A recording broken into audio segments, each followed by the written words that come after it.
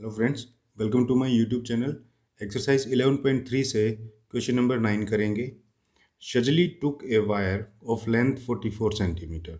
शजली कोई लड़की है, उसने एक वायर लिया जिसका लेंथ है 44 centimetre and bent it into the shape of a circle, और उसे एक सर्कल की शेप में मोड़ दिया। Find the radius of the circle. हमें इस सर्कल की रेडियस बतानी है। Radius r. देखिए, 44 सेंटीमीटर का लेंथ का वायर था, उसको इसने सर्कल की शेप में बेंड कर दिया। तो इसका मतलब ये है कि वो जो वायर की लेंथ है वो इस सर्कल का सरकमफ्रेंस बन गया है अब।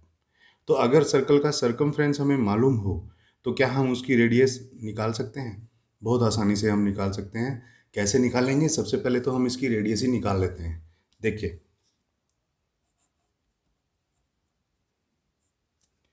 सबसे पहले हमको इसने क्या दिया हुआ है?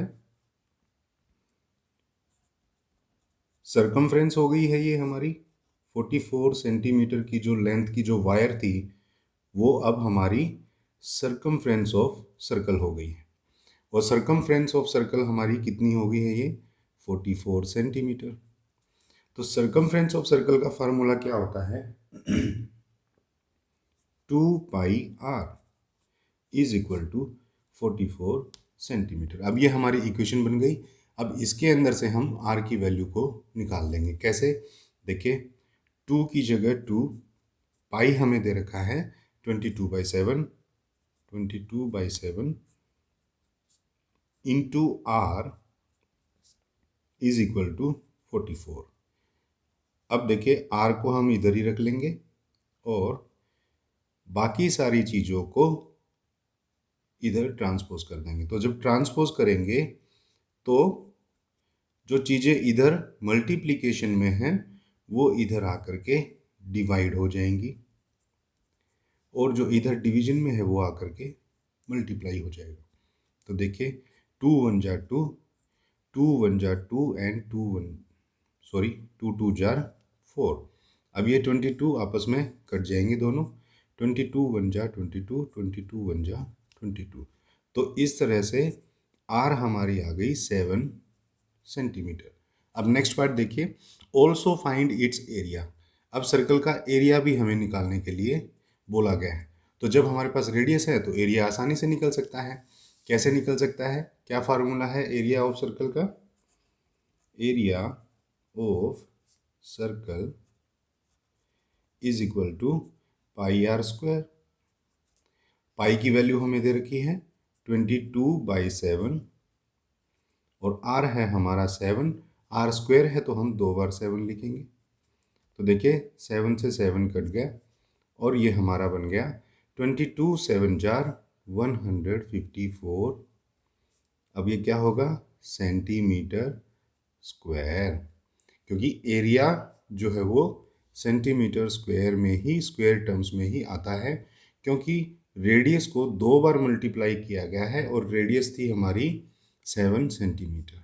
तो सेंटीमीटर इंटू सेंटीमीटर भी तो होगा, तो ये सेंटीमीटर स्क्वायर बन गया। नेक्स्ट पार्ट इसने बोला है कि if the same wire is bent into the shape of A square. अगर सेम वायर को सीधा करके एक स्क्वायर के शेप में मोड़ दिया जाए, what will be length of each side. तो हर एक साइड की लेंथ वो कितनी होगी?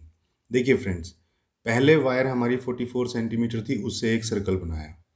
अब उसी वायर से, यानी कि बिना उसकी लेंथ को छोटा या बड़ा किए, एक स्क्वायर बना दिया। तो इसका मतलब क्या हुआ? इसका मतलब ये हुआ कि ये जो 44 सेंटीमीटर है ये अब स्क्वायर का पेरीमीटर बन गई है। अब स्क्वायर का पेरीमीटर अगर हमें मालूम हो तो हम साइड इजीली निकाल सकते हैं। तो देखिए कैसे निकालेंगे। पेरीमीटर ऑफ स्क्वायर कितना हो गया? 44 सेंटीमीटर हो गया, जो कि हमारी वायर की लेंथ थी। अब पेरीमीटर ऑफ स्क्वायर का फॉर्मूला क्या होता है? 4 into side is equal to 44। तो साइड को इधर ही रख लीजिए, यहाँ 44 था और ये जो 4 इधर मल्टीप्लिकेशन में था वो इधर आकर के डिवीजन में हो जाएगा। अब देखिए 4 1 जा 4, 4 11 जा 44, तो 11 सेंटीमीटर जो है हमारी इस स्क्वायर की साइड आ गई। अब नेक्स्ट स्टेप इसने हमसे पूछा है which figure encloses more area, कि इन दोनों फिगर्स में से कौन सा फिगर ज़्यादा एरिया घेरता है। तो सर्कल का एरिया तो देखिए हमने निकाल ही दिया, अब हम इसका एरिया भी निकाल लेंगे। बड़ी इजी है क्योंकि इसकी साइड हम ऑलरेडी निकाल चुके हैं। तो देखिए एरिया ऑफ स्क्वायर हमारा क्या होगा, एरिया ऑफ स्क्वायर क्या होता है, साइड का स्क्वायर या साइड इंटू साइड, यही फार्मूला होता है। तो देखिए फार्मूले में वैल्यू पुट कर दीजिए, 11 का स्क्वायर, इसका मतलब है 11 मल्टीप्लाइड बाय 11, ये हमारा बन जाता है 121, और ये भी सेंटीमीटर स्क्वायर में होगा क्योंकि ये 11 भी सेंटीमीटर था और ये 11 भी सेंटीमीटर था। 11 और 11 तो 121 हो गया, और centimetre into centimetre centimetre square हो गया। तो अब देखिए सर्कल का हमारा एरिया निकला 154 और स्क्वायर का निकला 121। तो कौन से फिगर ने ज़्यादा एरिया एनक्लोज किया, ऑब्वियसली सर्कल ने किया। तो हम लिख देंगे सो सर्कल एनक्लोजेस मोर एरिया। तो फ्रेंड ये था हमारा क्वेश्चन थोड़ा सा ट्रिकी था लेकिन उतना ही आसान भी था। हमें कोई एक वायर दी थी 44 सेंटीमीटर, उससे उस लड़की ने सबसे पहले सर्कल की शेप में बेंड किया। सर्कल की शेप में बेंड हो गया तो ये इसका पेरीमीटर हो गया। पेरीमीटर हो गया तो सबसे पहले हमने इसकी रेडियस निकाल ली। रेडियस जब हमारी निकल गई तो फिर उसके बाद हमने इसका एरिया निकाल लिया। फिर उसके बाद इसी वायर से उसने एक स्क्वायर शेप बनाई। स्क्वायर शेप बनाई तो वो भी इसका पेरीमीटर हो गया। अब पेरीमीटर हो गया तो उससे हम इसकी साइड हमने आसानी से निकाल ली क्योंकि हमने उसको पेरीमीटर ऑफ स्क्वायर के फार्मूले के अंदर पुट कर दिया। देखिए 4 इंटू साइड होता है स्क्वायर का पेरीमीटर, और ये थी हमारी 44 हमारी क्या थी, लेंथ ऑफ द वायर। फिर साइड हमने एक साइड में रख ली और 4 को इधर लेके आए तो हमारी निकलाई 11 सेंटीमीटर। अब एरिया ऑफ स्क्वायर हमको बोला गया था, एरिया ऑफ स्क्वायर जब हमारे पास साइड होगी तो हम इजीली एरिया भी निकाल लेंगे। साइड का स्क्वायर हमारा एरिया होता है, तो 11 इंटू 11 121 सेंटीमीटर स्क्वायर एरिया आ गया।